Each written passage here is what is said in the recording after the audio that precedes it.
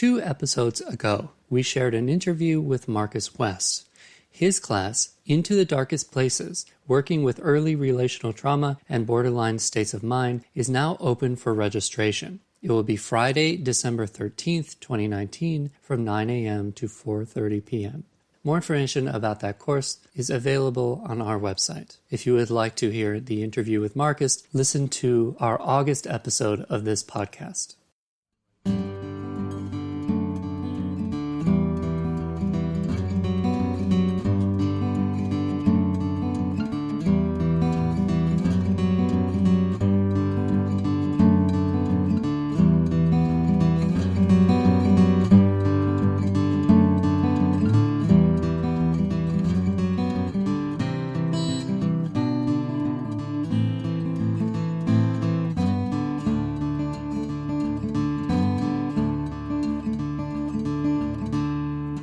Welcome to the Jungian Anthology Podcast, analytical psychology seminars from the C.G. Jung Institute of Chicago.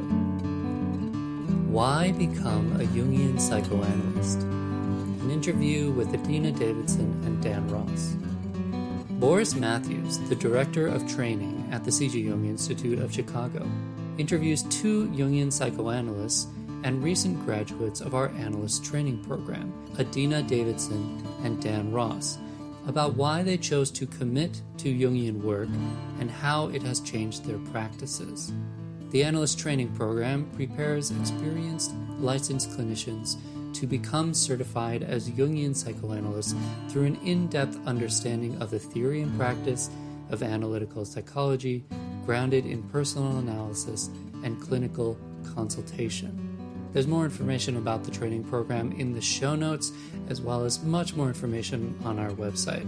Something I specifically want to mention for podcast listeners is that the analyst training program is designed to make analytic training available to all qualified applicants. The 1 weekend a month structure allows training to fit into one's professional life, whether or not you live in the Chicago area. And a significant portion of our training candidates do not live in the Chicago area but travel to the Institute. Our location in the Loop has convenient access to public transportation, both O'Hare and Midway airports, and Union train station. We have discount rates at the Club Quarters Hotel, and tuition assistance is available to those in financial need. All classes and events are accessible. To learn more about the program, the Institute, or to download an application, visit our website.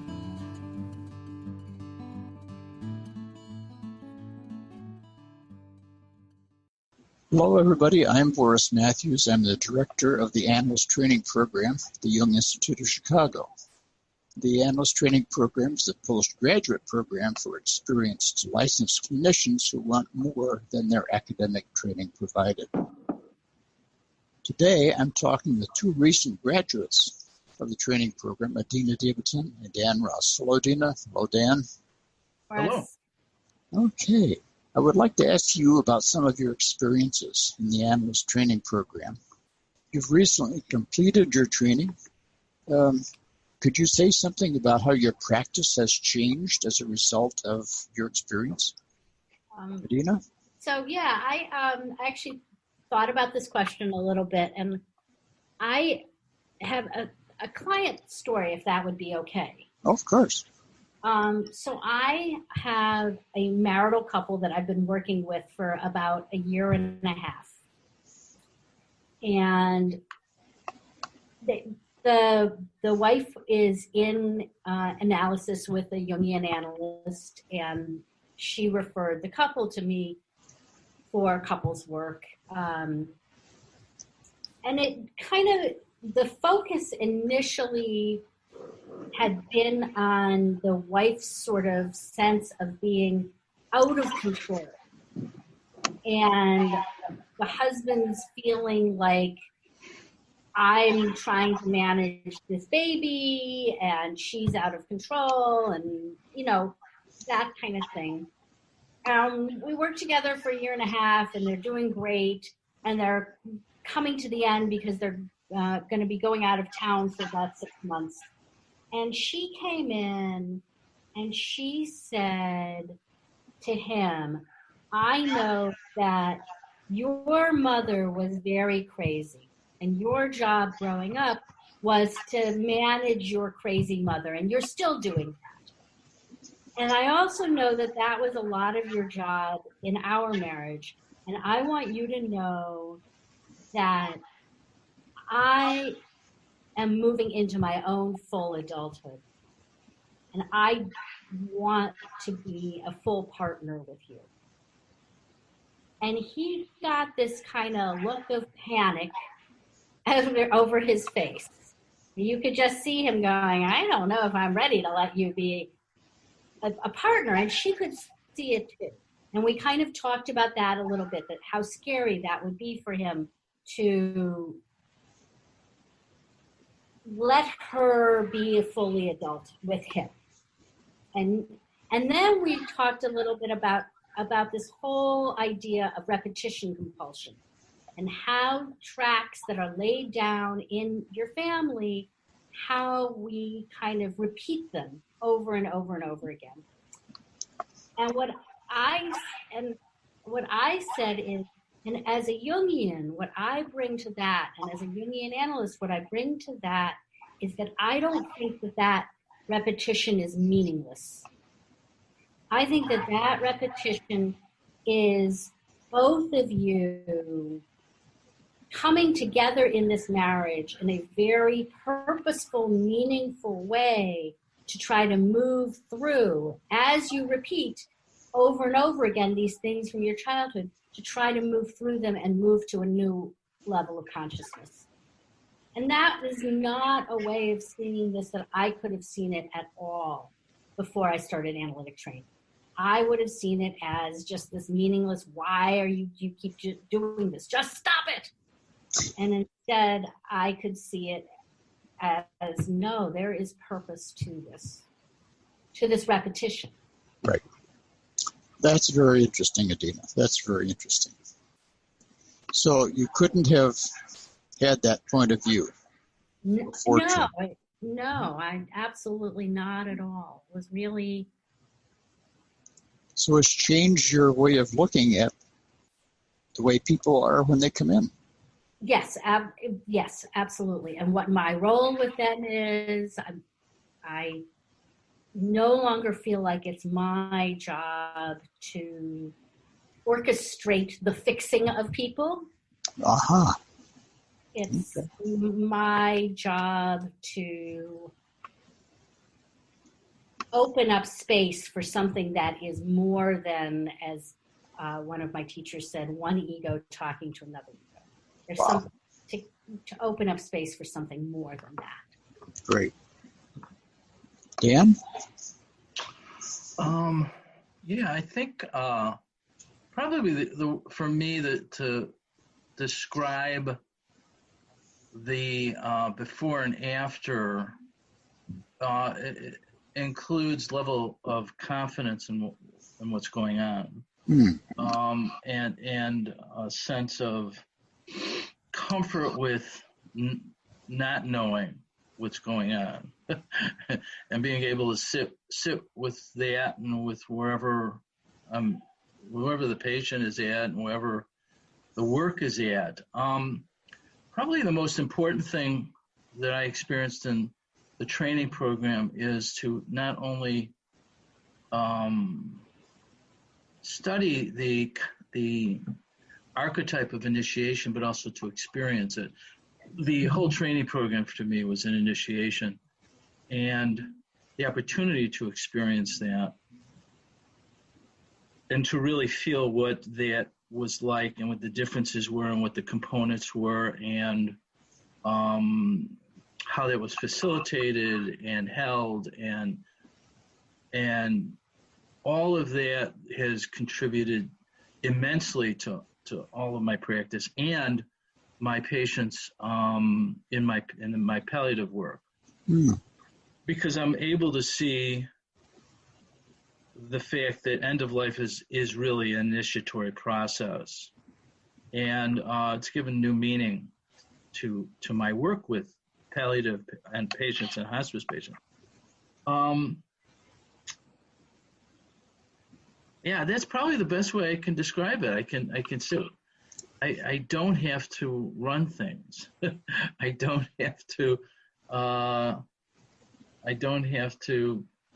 I simply really, it's the cliche of the self, listening to the self, being aware of the self, really is what it's about. It's what is emerging in the work at this time.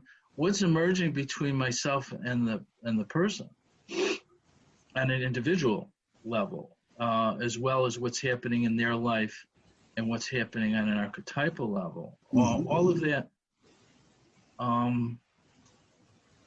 becomes meaningful. It's almost as if I can reflect back to the people I work with a reality that has not yet fully come to consciousness for them. That's beautiful. Does that make sense? That it's something that's there that they haven't become conscious of, and they find a sense of containment. If I can reflect back that reality in some measure. You know, like patients in palliative care are thinking about death. Right. They're not talking about death. They're not. They may be very far from making any plans regarding that, but simply my presence there and my being able to hold that and reflect back in very subtle ways what they may be feeling, I think gives them a great deal of comfort. I would just build on that a little bit. One of the things that I think has really changed in my work is that awareness of the small, subtle, semi-conscious interactions between myself and an analysand. And an attunement to my my physical response. I remember Dan and I joking at the beginning of training that neither of us really experienced ourselves as particularly having a body. Yeah. Or if we did, it was sort of something that was kind of vaguely in the way of the real work. Yeah. And I think that analytic training has really helped me see my body's reactions as part of what I'm bringing into the room, part of the awareness that I'm bringing into the room, part of that container that Dan is talking. Yeah. So I get a sense from both of you, from what you've said, that in various ways your sense of responsibility has changed from what it was before until what it is now. Your responsibility as a therapist or an analyst. Yeah, I think so. I think the sense of responsibility is, a shift to something that we're held by something greater than us, and that was, I did not know that. That was my pedagogy in the training program, was to discover that we are held by something greater than us, and that being open to that, being aware of that, being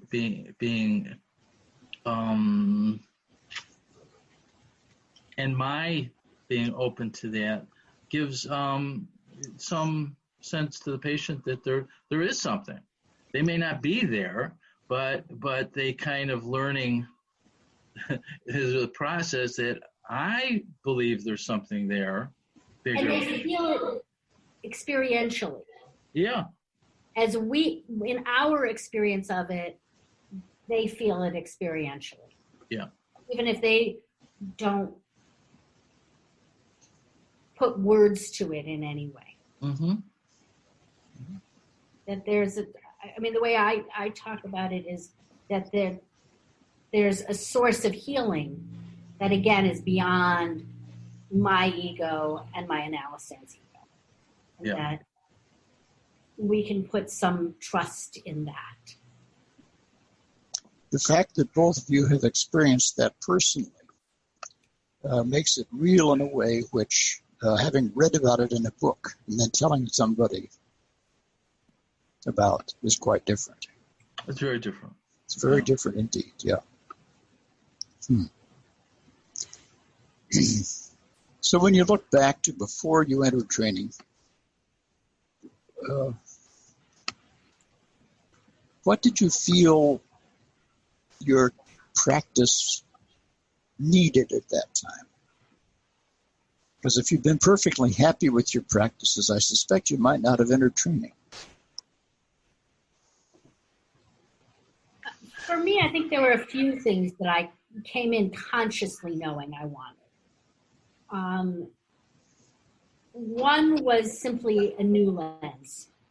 I'd been a family therapist for 25 years already, and I loved and still love working with families, but I needed a new lens to keep myself fresh and alive and learning. The other thing that I felt very conscious of was that I felt like my graduate school, my doctoral program, had not been strong intrapsychically. I learned a lot of systems theory and how systems theory could be applied, but I'd learned very little about what was going on in our depths, in our unconscious. And I really, as I was in midlife, I really felt that as a missing piece in my work. So those were the two things that I came in wanting to learn. What I didn't know was how enlivening using my thinking process was going to be. And I'd really spent my adult life, both personally and professionally, very much in my intuition and in my feeling. And developing that thinking function is so exciting for me. That's lovely. It has been. That's great. Yeah. Moving more of an outer view to more of an inner view. Mm-hmm. Yeah, great. Very much so for me. Mm-hmm. And personal growth in the process. Absolutely. What would you say to that, Dan? Well, my practice, my clinical practice was largely around working with people who are dying, and over years, and that was not just my clinical experience, but also my administrative experience. So I was unsatisfied with how end of life was being managed by the healthcare system, and I didn't understand why I was unsatisfied with that. I don't think people were recognized, and I don't think they were recognized fully on either side of the equation, whether it was the medical model or the hospice model. I didn't understand why that was. I'll give you an example. I did a lot of teaching. I was trying to teach hospice workers a different way of looking at the dying process. And I asked them how I told them that about Jung's statement about death, that from a psychological perspective, death is a goal. And I presented that to hospice workers, and they were completely perplexed by it, if not irritated by that statement, as would people in the medical model. So I realized and started realizing, and then over the years confirmed that the hospice model is really just a shadow of the medical model, and it's they see death the same way. One is against it and the other's for it. That's the only difference. So when we ponder what Jung meant by that, then we have to consider many things that I think are in his theories, which include the idea of the self and the psyche as being balanced, and there's the unconscious, and the unconscious being compensatory to the conscious. All of that, to me, gave meaning to what was going on. So that now I can better understand what Jung meant by that. But I had to escape the shackles of the hospice mentality to do that, because the hospice mentality and curricula was really limited and really based on the medical model. It's just disguised.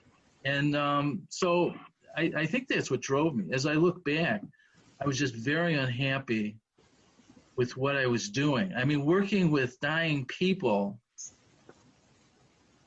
without without an understanding of what I was experiencing was like being thirsty and around an ocean. You can't drink any of it. And I think that's the change in me right now. So if I sit down with a person approaching the end of their life, I hold a lot more than I did before. I can contain a lot more. I can reflect a lot more, and it becomes meaningful. Somebody asked me recently, they asked me, well, how can you do that work? I said, how can I not? It's like a breath of fresh air. It's like being with people at the moment of life, which is very analytical. We're with patients in extremis. Mm-hmm. The only difference is the analytical session is the extremis is psychological. In the physical realm, the extremis is both physical and psychological. Oh, that's great.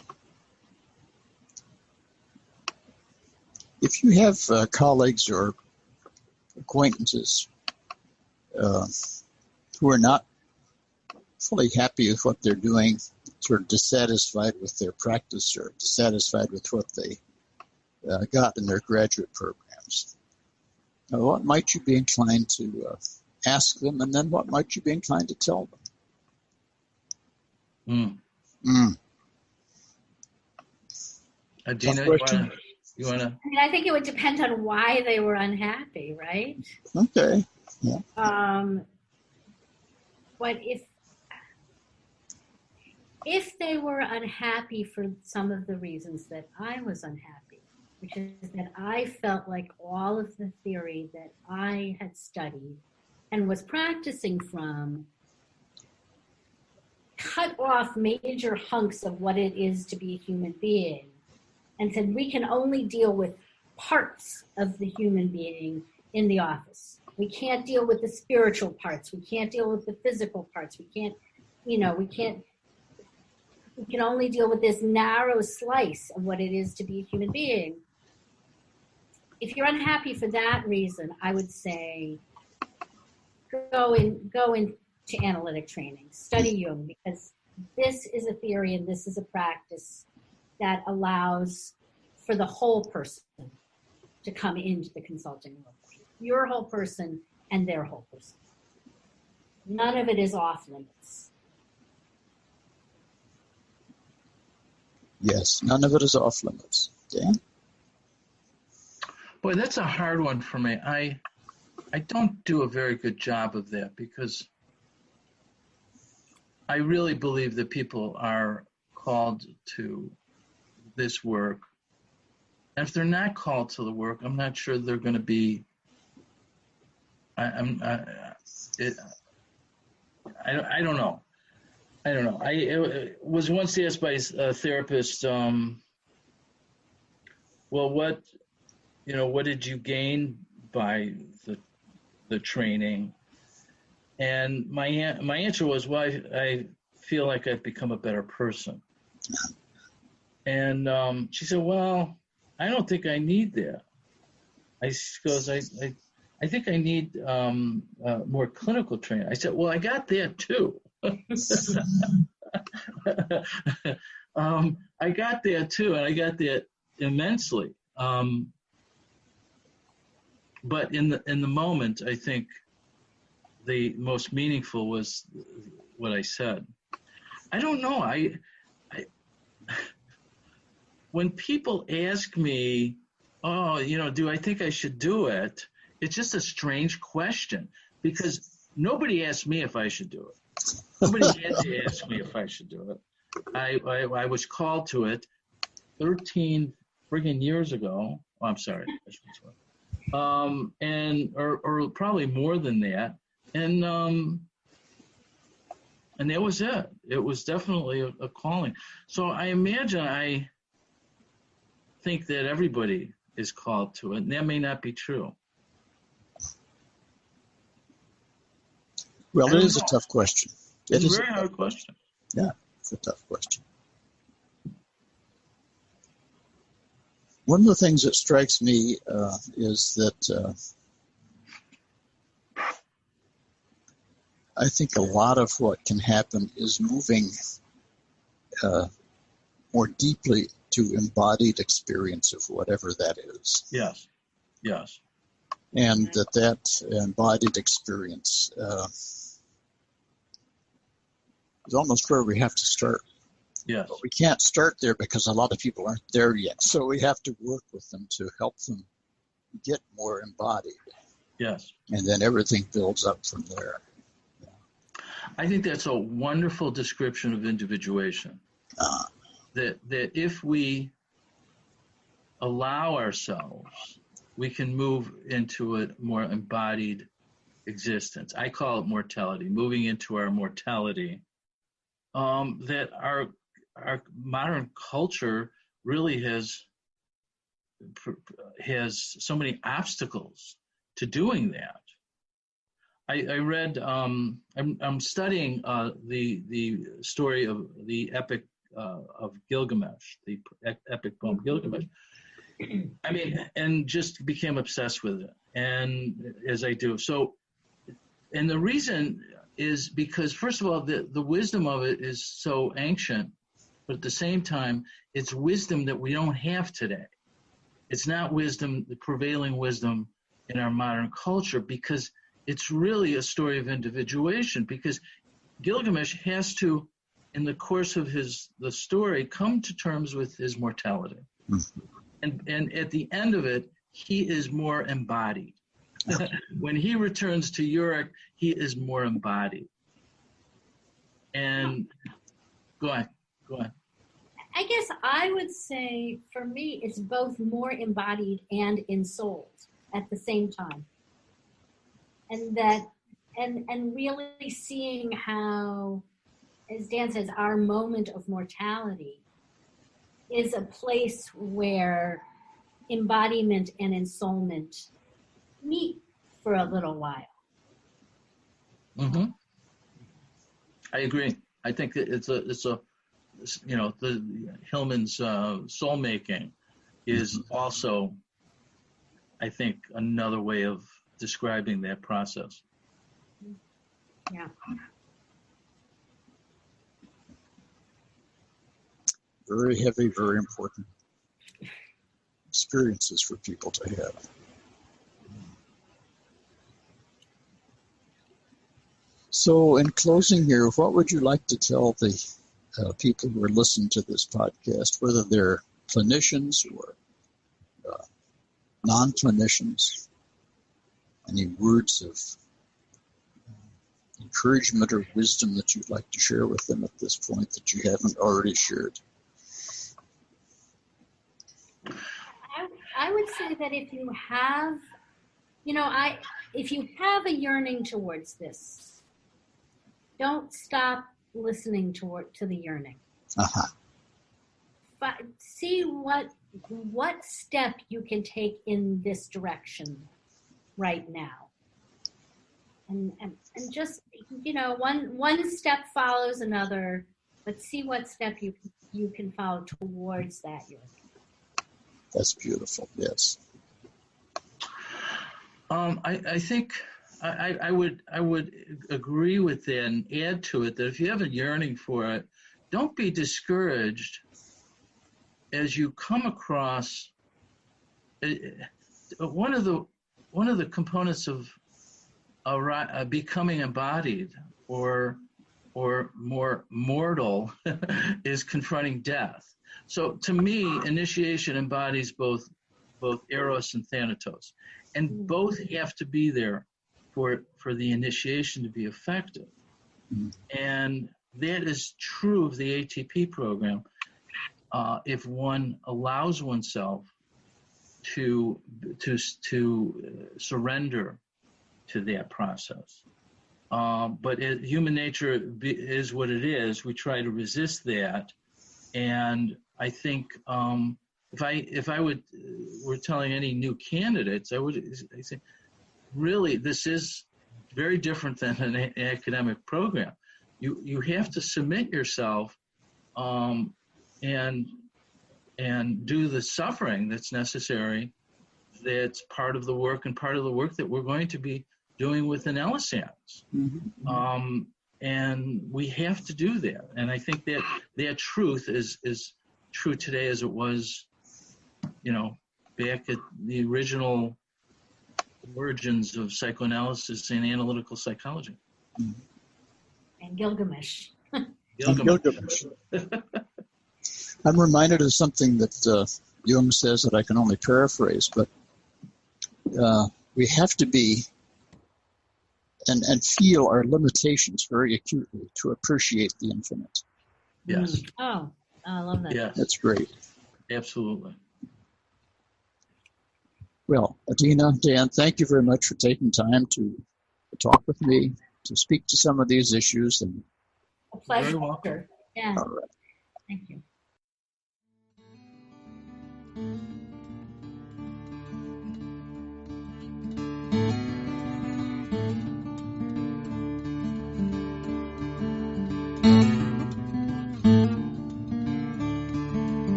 This podcast is distributed under a Creative Commons Attribution, Non-Commercial, No Derivatives license. Share it all you like as long as you maintain the attribution to the speaker, but please do not change it or sell it. If you like this episode, tell your friends about us or leave us a review on iTunes. For more information about classes, training programs, videos, audio, this podcast, or to find a Jungian analyst near you, visit our website, www.jungchicago.org.